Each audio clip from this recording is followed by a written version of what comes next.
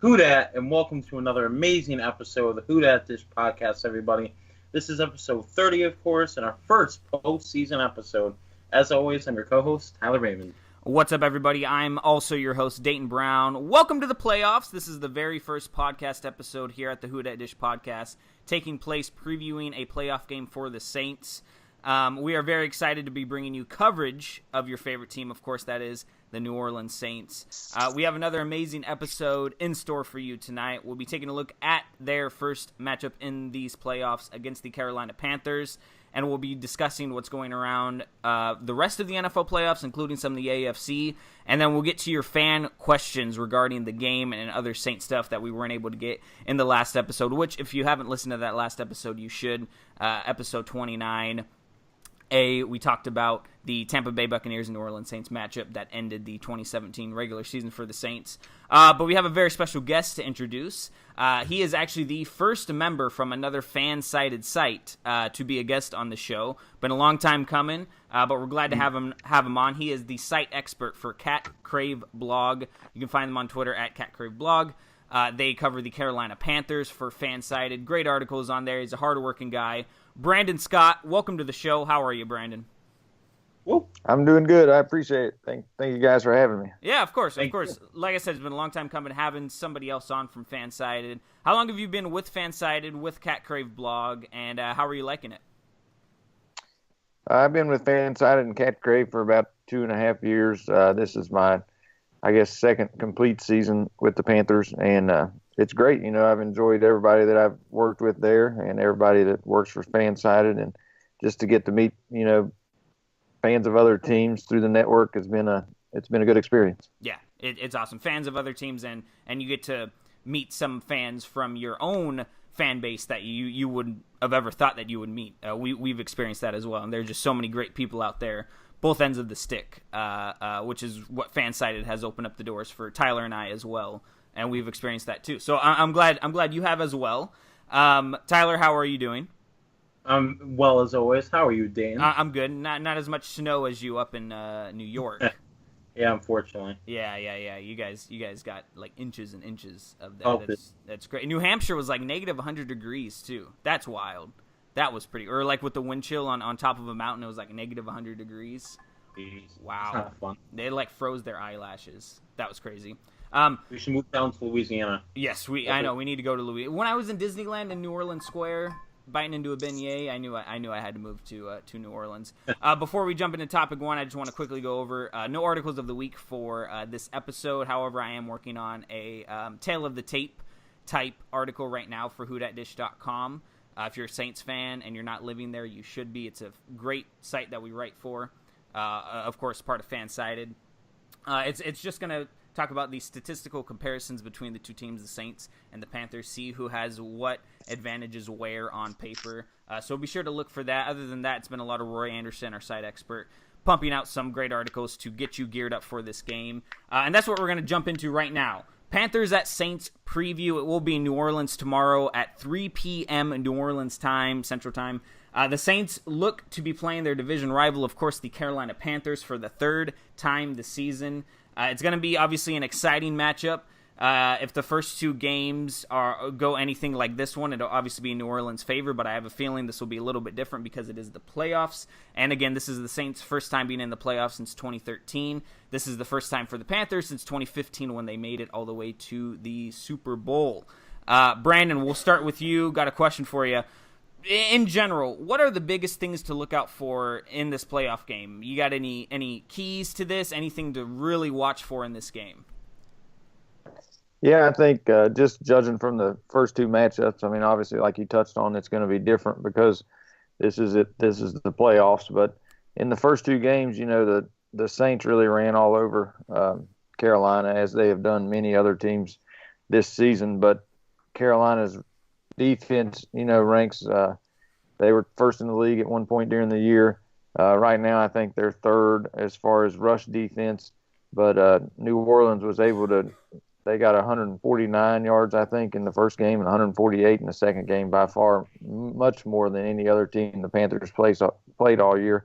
And in the first game, I think Kamara only had like 2 touches, but he had 30-some yards and a touchdown. So if the Panthers are able to limit the rushing attack from New Orleans, then I think it will be a much closer game than it has been the two times during the regular season. So that's the big key matchup I think it's going to take place tomorrow. Yeah, this Panthers defense is very tenacious. It's been top 10 in the league for a majority of the year, probably all of the season. They've just been fantastic. Tyler, what do you think, man?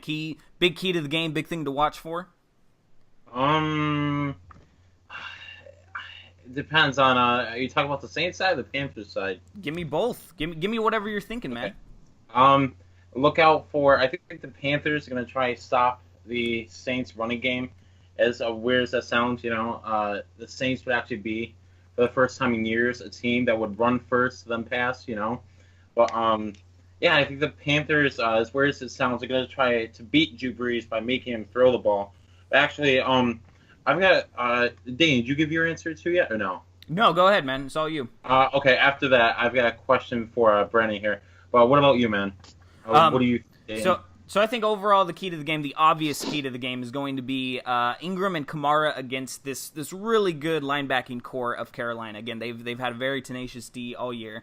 Luke Kuechly has only missed, I believe the statistic, he's only missed one tackle when going up against like one-on-one blocking inside of the box. And his tackle percentage is 11.3% in that situation as well, which tops in the league. This is all from Pro Football Focus.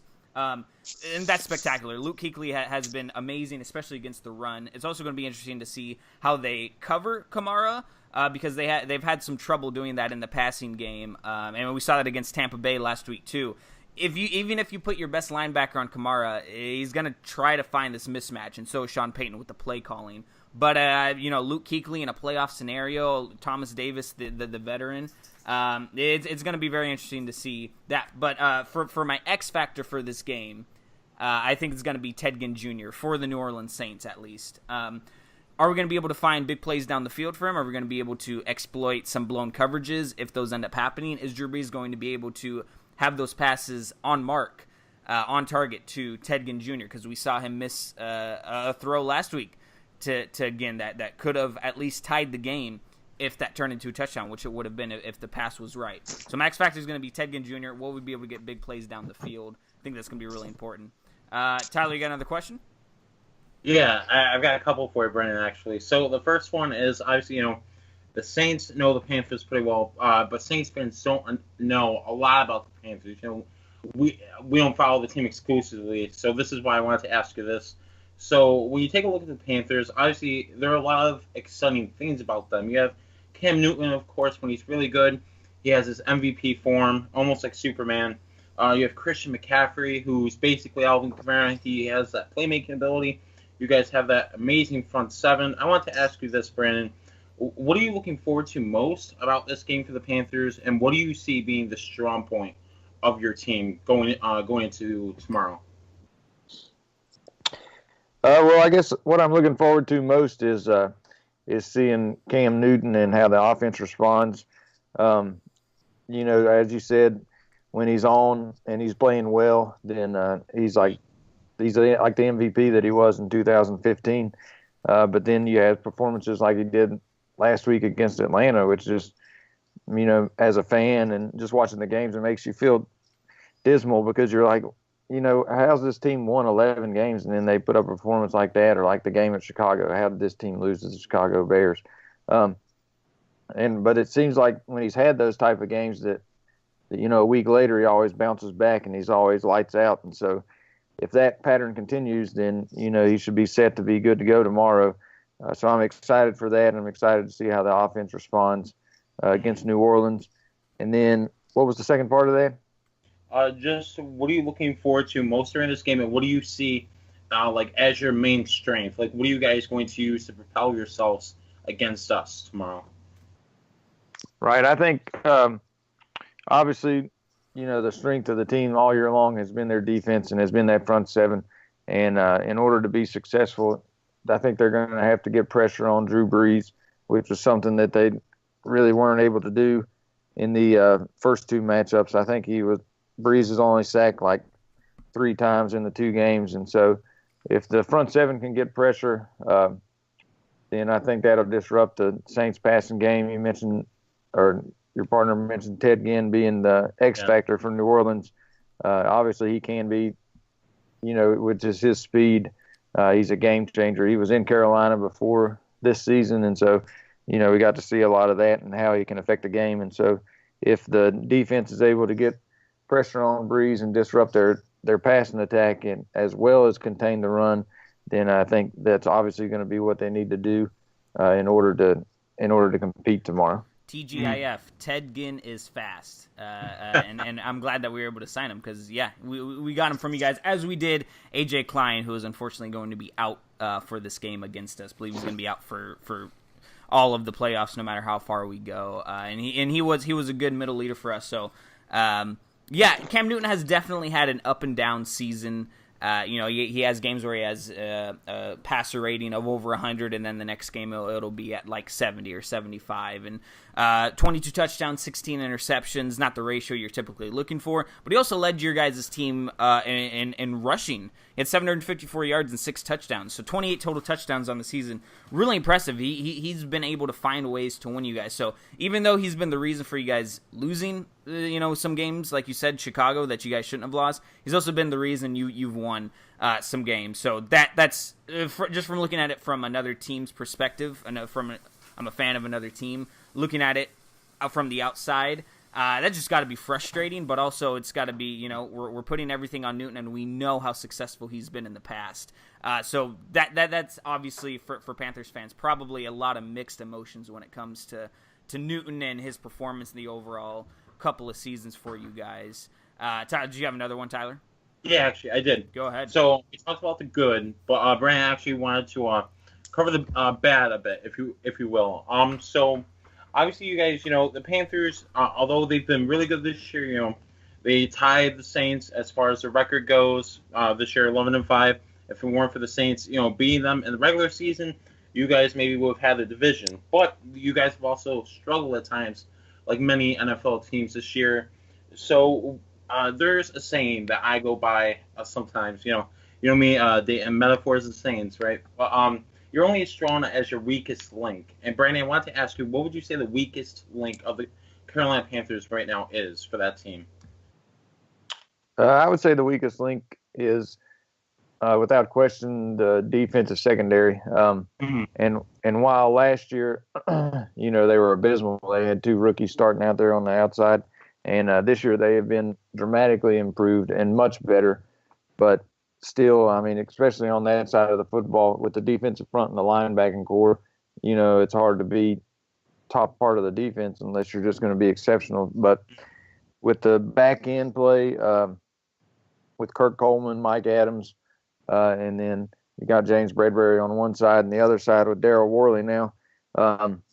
I think that their unit is the weak part of the team as a whole, and that's something that could hurt them, especially going up against Drew Brees. And like you said, the Saints are a little bit different this year in that they're actually run first, and they have that 2-headed attack with Mark Ingram and Alvin Kamara. But knowing that Drew Brees is able to throw the football and if given time can pick you apart is a scary thought for the Panthers. Yeah, I agree. Yeah. What about you, Dan? Do you think obviously we've as Saints fans have seen the Panthers for some time? Would you agree that you would say it's their secondary? Yeah, it's for sure the secondary. You hit it right on the. I mean, you guys have some talent there again with Mike Adams and Kirk Coleman, but losing Josh Norman a couple years ago, I think that was very unexpected for the Panthers. Even though some people could say that they saw it coming, I think to most people was a surprise. So recovering from losing a star cornerback like that, not easily replaceable, obviously, for the Saints. We just got our first star cornerback in arguably the history of the team, maybe since 2000. I mean, it's been a long time for us to get a start. So hard to replace. Yeah. But your guys' front seven on defense has been spectacular and been making up for that. But yeah, it is the weakest point for sure. I think they've been lucky they haven't gotten hurt more because of how great that front seven has been for you guys. But again, playoff environment, anything can happen. So for weakest links, they could end up being surprisingly strong. So again, it's the playoffs, anything can happen. Speaking of it being the playoffs, I think when you look at this game, a lot of things are stacked against the Panthers.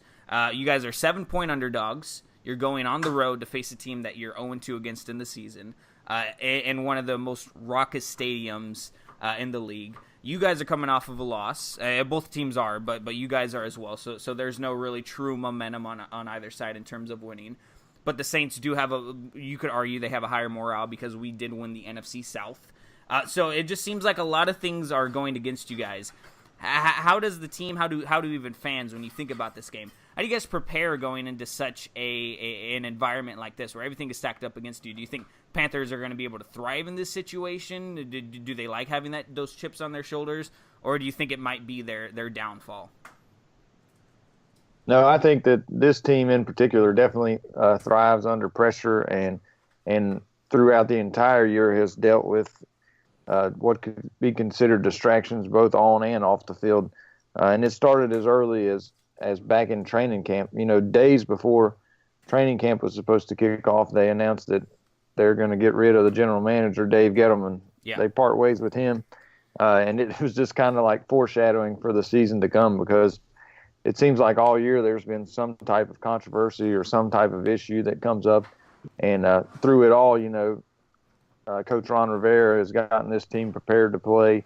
And like I said, they ended up winning 11 football games, which is an impressive feat. They had a chance to win the division, for the 6th time in history, which would have been incredible. And they stumbled there against Atlanta. But with all those things that they've dealt with throughout the year, then I think, that's only helped them to prepare for going into a game in New Orleans. Like you said, it's going to be loud. It's going to be a crazy environment. The Saints haven't been to the playoffs in a while, and so the crowd's going to be excited and loud and ready. And I think the Panthers, though, are going to be able to thrive in that environment because, just from their experience this season dealing with everything that they've dealt with, I think they're just ready to go and play some football.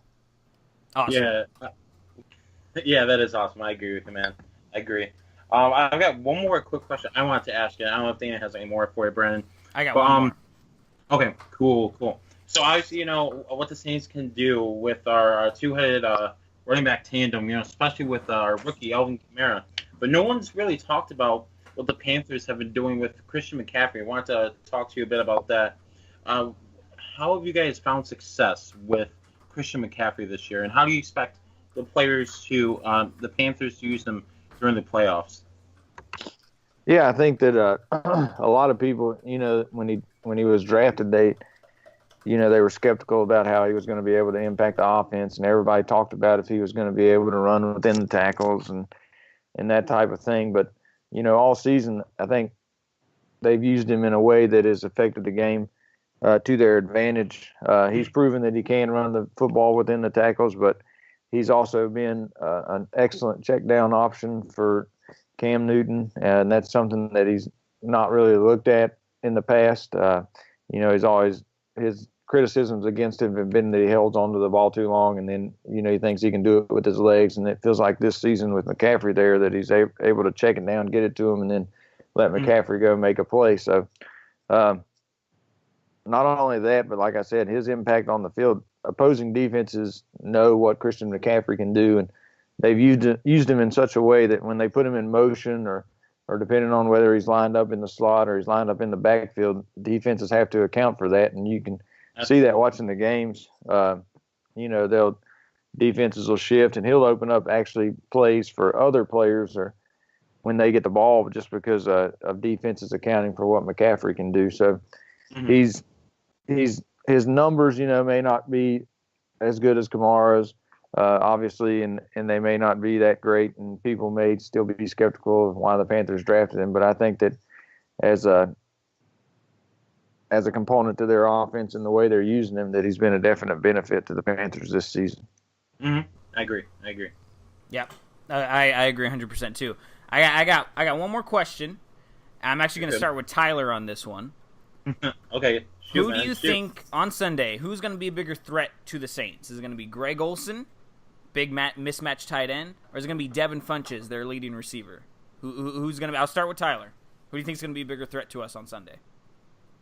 Okay, let me ask Brandon first. Is Greg Olsen 100%? going to this game or no?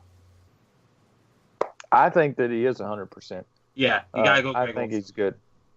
Yeah, Greg Olsen, 100%. If he's good to go, the Saints haven't played Greg Olsen at all this year. We haven't played up against him because of his injury. But yeah, you guys Greg Olsen is one of the best tight ends in this league. I feel like if anything, he's actually pretty underrated considering what other tight ends are able to do, what he's able to do.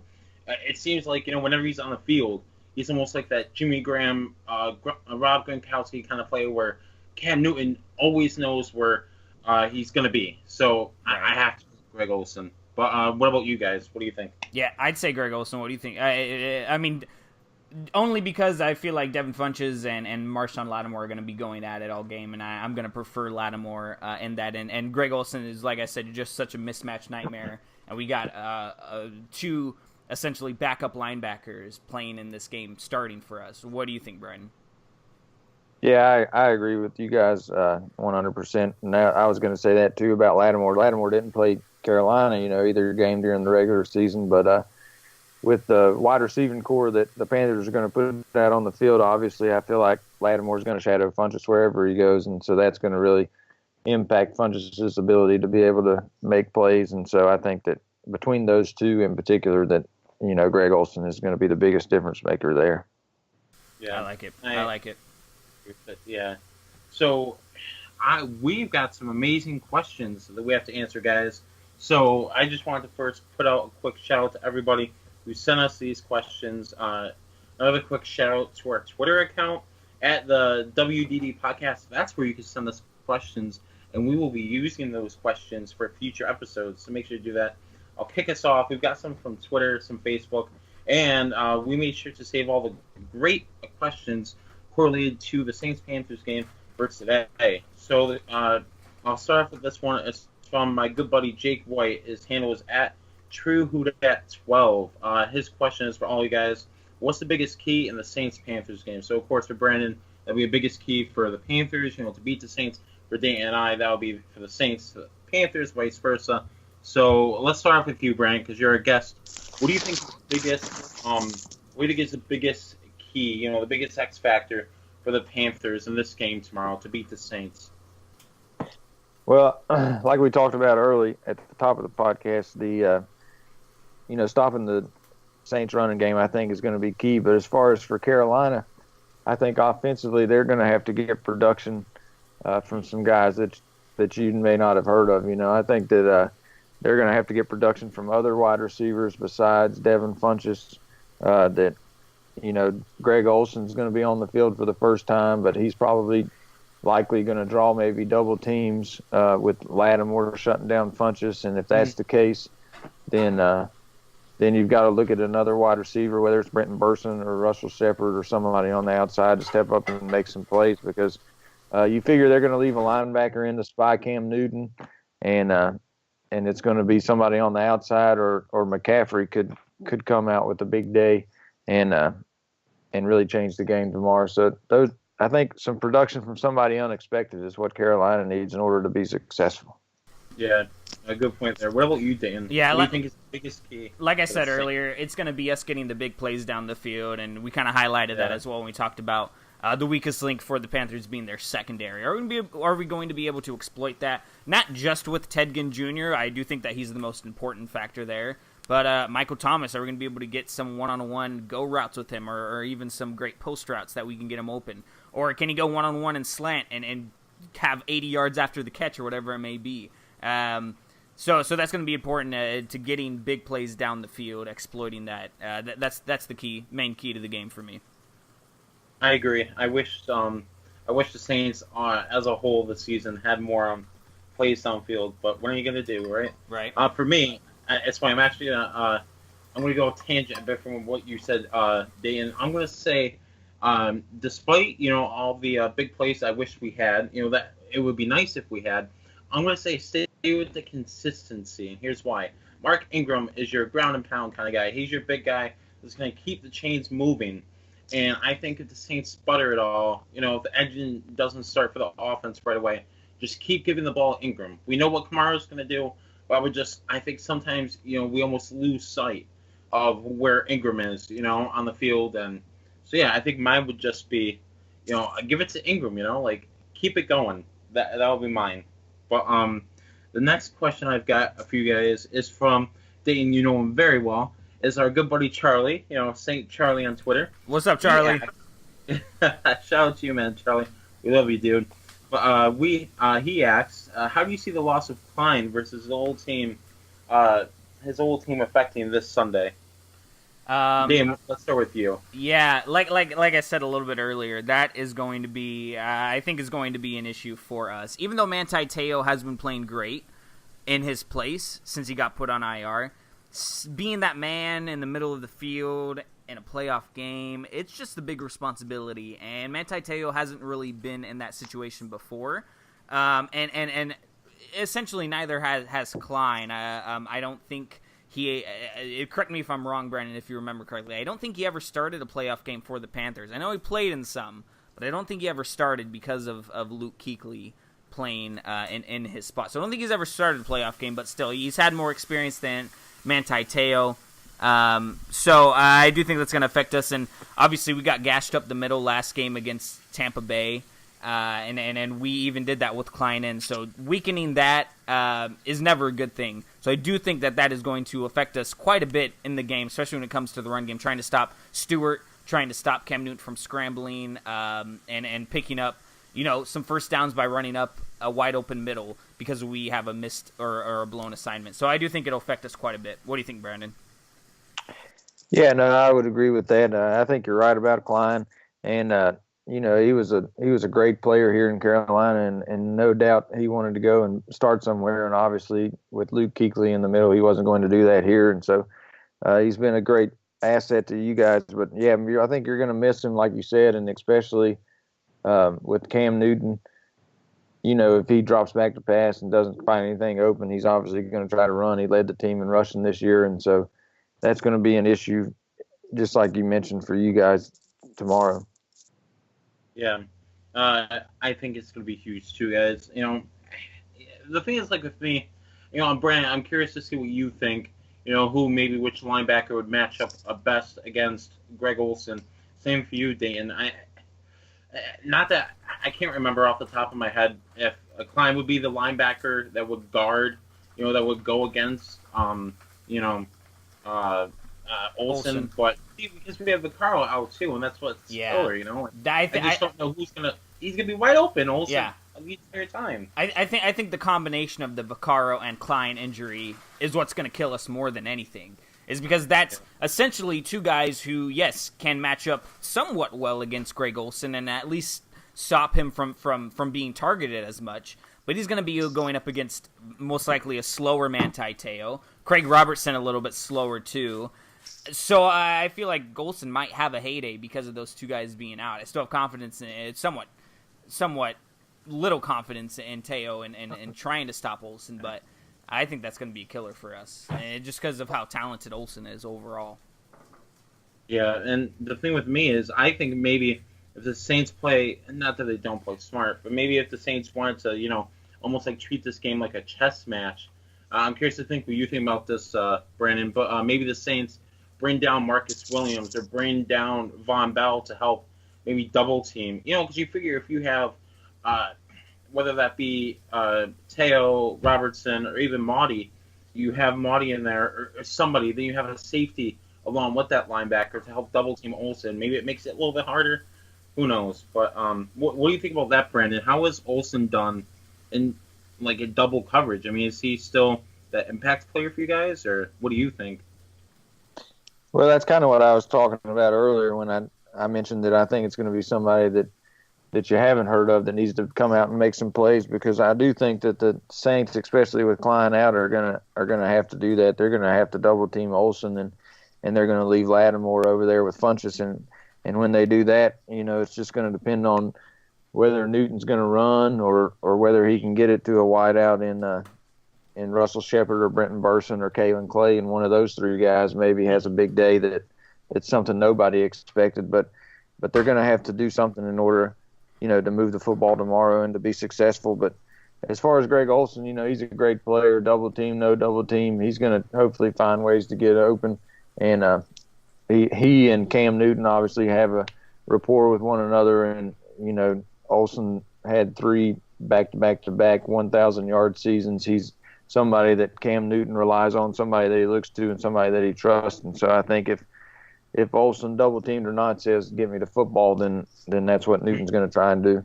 Agreed. Yeah, and the Saints are going to be running a lot more 3 safety sets too, I think, with Vaccaro being out. So you're going to see obviously Marcus Williams, Von Bell, guys like Raphael Bush. He's going to get some playing time. As we saw him a few years ago in the Seattle Seahawks game in the playoffs, Raphael Bush playing important minutes. Everything's going to come right back around to that. So yeah, Saints fans expect a lot of 3 safety sets this game to try to stop Olson. Yeah, it wouldn't surprise me if they did that. So the next question I've got here is actually from our good buddy Joel Smith from Facebook. He's actually the owner a long time ago. He's the owner of a Facebook group. Saints Facebook group has thousands of followers to that. But I actually interviewed him a long time ago. But I hit him up the other day, and he gave us some great questions. This one's just for you, Dayton. It mostly just involves the Saints. So let's just take a little trip in the past to get everybody situated before I ask this question. So let's just remember this Saints-Buccaneers game. That Tommy Lee Lewis did have a costly fumble that was returned for a touchdown against the Buccaneers. With that being said, Joel asks, do the Saints give Tommy Lee Lewis, do they get him involved right away to build his confidence, or no? What do you think, Dayton? He hasn't been that big of a part of this offense most of the season either way. So I don't know if we'll typically need him. Now, again, like I said, we're gonna need to take some shots down the field, try to get some big plays. That's where Lewis could come into play for sure. If we could get, he's a speedy guy. Other than that, I don't see us targeting him a lot. We might see his snaps go down due to the fumble. I mean, he doesn't do much for this team.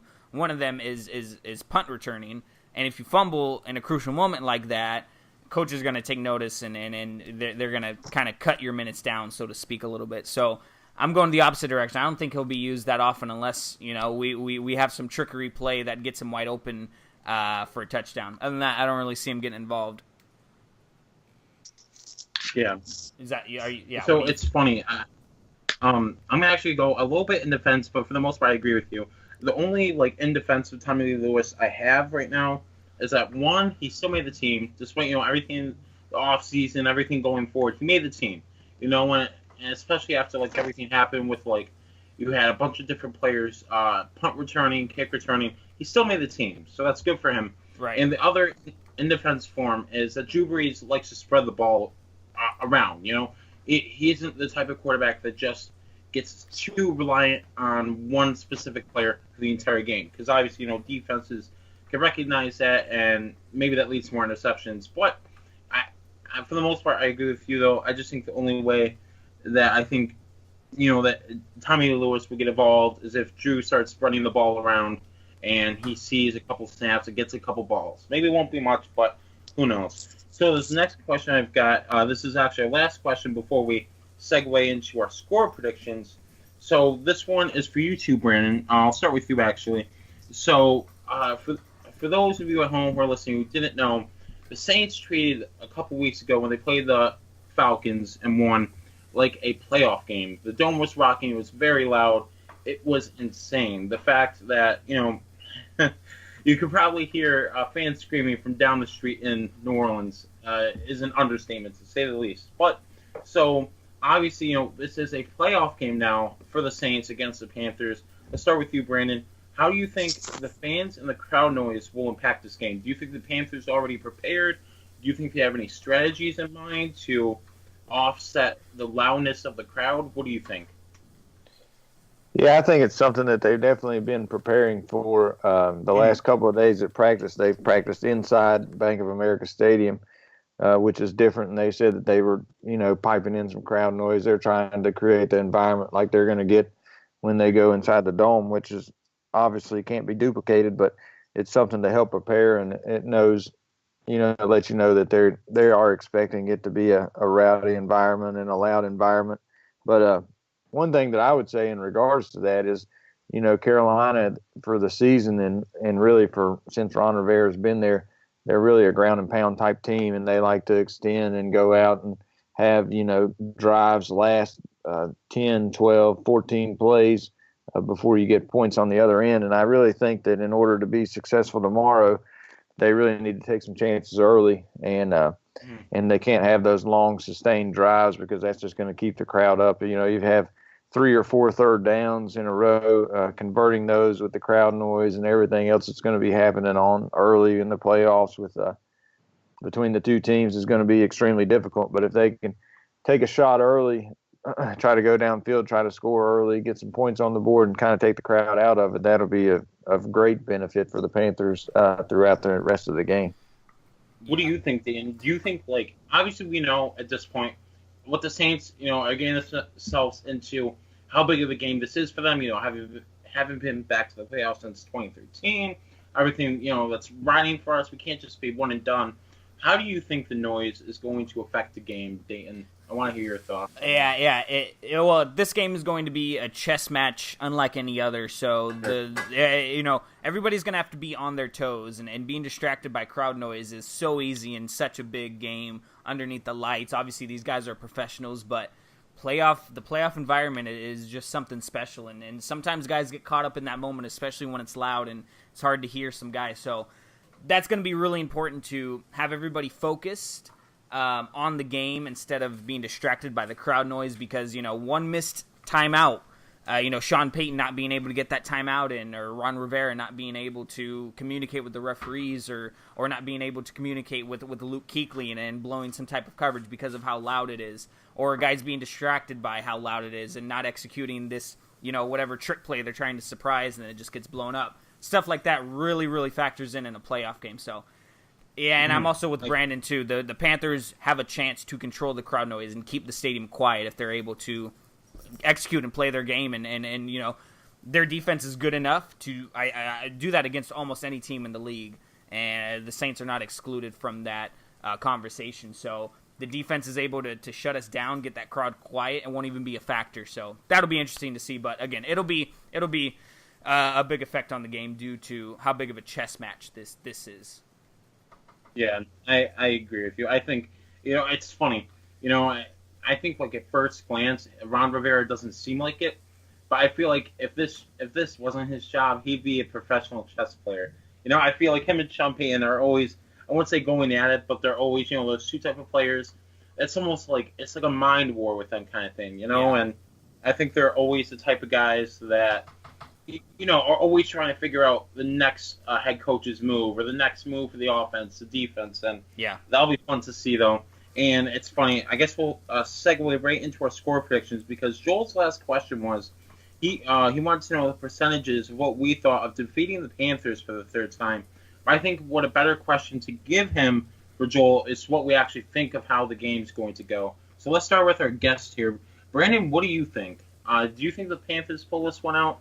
Obviously, they've been preparing for a while now after finding out that the Saints are going to be the next victim, possibly. But what do you think? Do you think the Panthers get this one? And regardless, what is your score prediction? I do. I am optimistic about tomorrow, as difficult as it may be after seeing the performance last week and knowing that they lost, 2 games earlier in the season by, double digits. But I think that like I mentioned, the Panthers have dealt with controversy all year. Anytime that they've had a performance that has been less than spectacular, they've always bounced back with a better than average performance, and I think that you're going to see that tomorrow. I don't think that by any stretch of the imagination that they're going to run away with anything, but I do believe that they are going to score enough, and the defense is going to be able to contain the rushing attack of New Orleans enough that they're going to pull out a close game. Probably late, probably going to have to rely on the defense to not let Drew Brees come back on a last-second drive, something like that. But I do believe that Carolina is going to win. Well, what's your score prediction? What do you think? As far as the score prediction, I did an article for CatCrave where I always preview the upcoming games and I offer up a prediction. The key matchup I had was the the Saints running backs against the Panthers linebacking core. And the score prediction that I put out there was 31-30, and the Panthers win. Ooh, that's close. That's very close. As for me, I don't know. I think, I agree with you. I think the key matchup here is going to be, the running backs versus the linebackers. Because I think right now, you make the Saints a lot harder. You make the Saints a lot more, flat, a lot more simple when you take away the run game, because the Saints this year surprisingly have devoted so much time and effort to getting Ingram the ball, to utilizing Kamara in so many different ways. I'm going to say, of course, Saints win, I think. I think it's going to be close. I think, something's telling me Saints 31. I'm going to go Saints 31, Panthers 24. I think the Panthers put up a lot of points this game. But yeah, that's what I think. What about you, Dan? What do you got? If I had to answer Joel's final question about the percentage, I would say 70% chance the Saints win. Yeah? If I just had to give a percentage. Shout out to Christian Catanacci. You guys know him from Catch the Blitz. He's been on the show a couple of times. He tweeted at us. He actually asked us what our score predictions were, so I want to give him a little shout out. We do it every week, but I'm glad that he asked. And he gave his score prediction. He said 31-14, Saints win. And for me, again, I'm not that confident in us winning by that much. I do think the Saints are going to win, but I do think it's going to be a little bit tougher. Brandon, I'm actually glad that you have a lot of confidence in the Panthers because you should. This is a really good team, great roster, great coaching staff, and they've been, besides again last year, ever since Newton got to the team, they've been consistently getting better, and hopefully they didn't peak in 2015. Hopefully they have more left in the tank because this has been a really fun team to watch. I'm gonna go Saints 38. Panthers 28. I do think it'll be a high-scoring affair. Be in its controlled environments. Again, I've been worried about this Panthers defense, but their secondary, I just have a feeling their secondary is and that was my key to the game, giving up big plays down the field. I think that the Saints are going to find a way to get that done. Again, we choose our favorite teams for the score prediction, and rightfully so. These are both of these teams very talented, well coached. It's going to be a lot of fun to watch. We're fortunate enough to be able to watch these teams go at it. That's what we should be looking forward to, is just having fun watching these two teams play. Brandon, it's been a pleasure having you on. If you don't mind sticking around for a little bit longer, we're gonna take about 3-second break, and then we're gonna go into some NFL other NFL playoff talk. Also, guys, be sure to check out CatCrave blog. They're in search of some new contributors, some new writers to join Brandon and his other small team over there. So if you guys are interested in that, be sure to go to CatCrave blog on Twitter and let them know. And you can also apply on fansided.com if you go down to careers and opportunities and pick CatCrave blog. So we're going to take a quick 3-second break. Well, for us, it's 3 seconds. For you guys, it's about a minute. And we'll be right back talking about some more NFL playoffs. So we'll be right back. All right, everybody, welcome back. Obviously, the Saints and Panthers aren't the only game playing this weekend. Today, actually, probably by the time you guys are listening to this, Titans at Chiefs has kicked off. They're playing each other in the AFC wildcard opener. And also today, later tonight, you have the Atlanta Falcons at the Los Angeles Rams. Then tomorrow, you, of course, have the Panthers at the Saints. And the other AFC matchup is the Buffalo Bills being in the playoffs for the first time in like 75 years, going up against the Jacksonville Jaguars being in the playoffs for the first time in like 78 years. So that's great to see over in the AFC. I have all the home teams winning. I got the Saints winning, I got the Rams winning, I got the Chiefs winning, and I have the Jaguars winning. Brandon, kind of in the same boat with me. You got any upsets? Other than the Panthers, obviously. You got the Panthers winning. You got any other upsets in the first round of the playoffs? No, I agree with you. I think the home team's going to be able to pull it off, both in the AFC and in the other NFC matchup. And the only upset I would have would be Carolina. Obviously, is the one road team winning. Mm-hmm. I like it. Yeah, I like it. What about you, Tyler?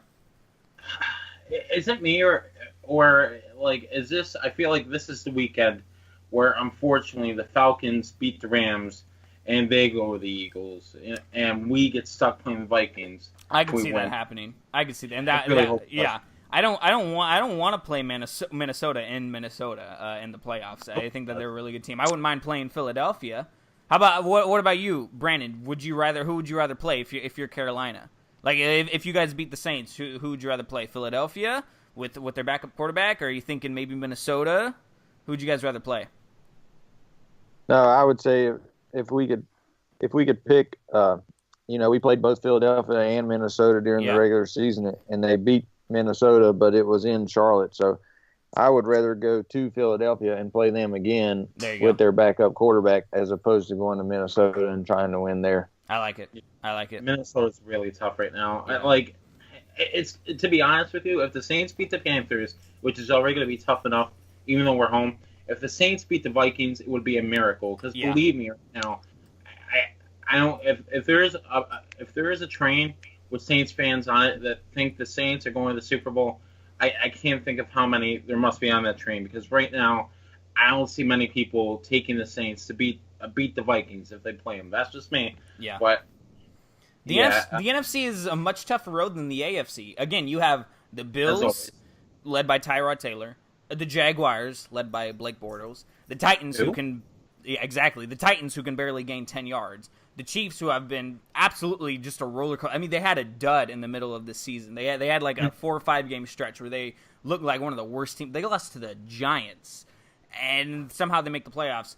Obviously, the Steelers and Patriots are two of the best teams in the NFL, and so it's a very top-heavy AFC, and the Jaguars' defense is really good. Other than that, AFC is kind of a much easier road than the NFC because you kind of have to pick your poison almost if you're the Saints, Panthers, or any of the other wildcard teams. So it's going to be something to look forward to. Obviously, tune into tomorrow's Carolina Panthers at New Orleans Saints game and watch all the other NFL playoff games. Again, Brandon, it's been absolutely fantastic to have you on the show. Thanks for coming on, man.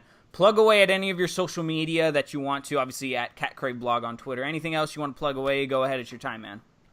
Yeah, I appreciate it. Thanks again. I'm glad to do it and glad we could work it out. Glad to be on for the representing CatCrave, catcrave.com, part of the Fansided Network. You can follow us at CatCrave blog on Twitter. You can follow me personally at thisisbscott on Twitter. So thanks again. Yeah, of course. Anytime, man. Anytime. If you don't mind sticking on for just a little bit, we're going to pass it off to Tyler, do the famous outro for our first playoff preview episode. It's exciting stuff. Yeah, there we go. Playoffs! All right, guys, let's do this thing. So hopefully if you're not awake, I just woke you up with that loud playoffs tone. Okay, so thank you guys for tuning in. Thank you for all the amazing people that submitted questions. We love reminding you guys, make sure to send us questions because we will gladly use them.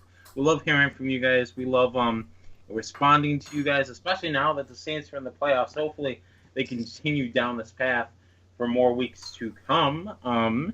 So let's see here. You can follow these guys here on Twitter. You can follow Dayton Brown over there, other guy on the mic. You can follow him at Dayton_Brown_. You can follow me, this guy that hopefully didn't just blow your eardrum. You can follow me at Raymond Tyler M. You can follow Who Dat Dish. We don't have a podcast account on Facebook, but you can follow Who Dat Dish on Facebook. Just search for that. You can follow the Who Dat Dish podcast account on Twitter, though. Just search the WDD podcast. Make sure to check us out on YouTube. Just search the Who Dat Dish podcast. Blog Talk Radio. Just search the Who Dat Dish podcast. And iTunes. Just search the Who Dat Dish podcast. And you'll be taken to all of those amazing episodes. But yeah, playoffs, baby. Who's ready for it? I know I am. I love it. Great stuff.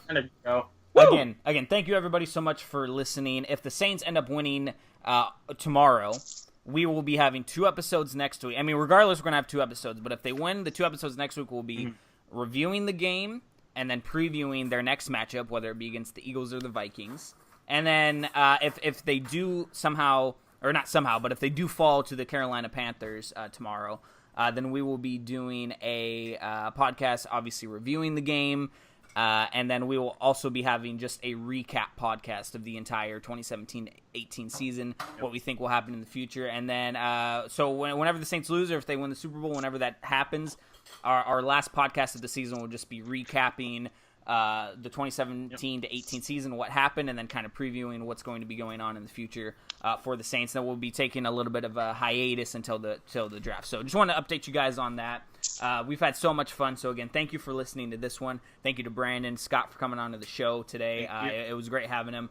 Again, go to CatCrave blog if you're a writer in search of some work. Or if you just want to contribute to one of your favorite teams, apply to write at CatCrave blog. Great site for Fansided. So again, guys, thank you so much for listening. Tyler, are you ready? 3, 2, 1. Yep. Who dat? Who dat?